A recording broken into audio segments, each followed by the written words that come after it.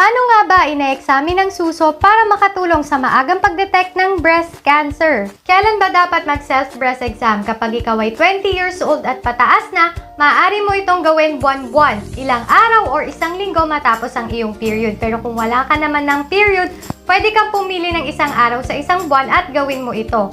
Pero bago ang lahat, dapat alam mo na ang mga bagay na ito ay normaling pwedeng mag-cause ng changes sa ating mga breast. Unang step, tumayo ka sa harap ng salamin ng nakahubad, ilagay mo ang iyong kamay sa iyong bewang, yung muko ng konti, dapat i-forward mo yung balikat mo at yung siko mo, tingnan mo yung anyo ng iyong breast at nipples, at maaari mong pisilin ng bahagya yung nipples mo kung may lalabas na secretions. Sunod naman, itaas mo ang iyong kamay, ipatong mo ito sa iyong ulo at tingnan ang anyo ng suso kung merong pagbabago dito. I-observe mo lahat ng sides ha.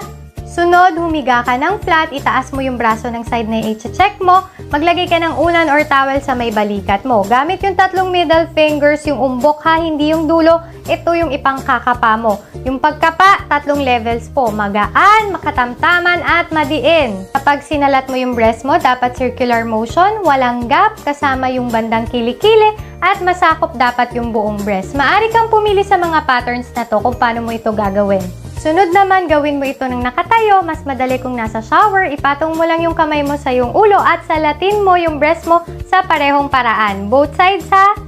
Huwag kagad magpanik kapag may maliliit na bukol, usually non-cancerous yan at due to hormonal changes kagaya ng period.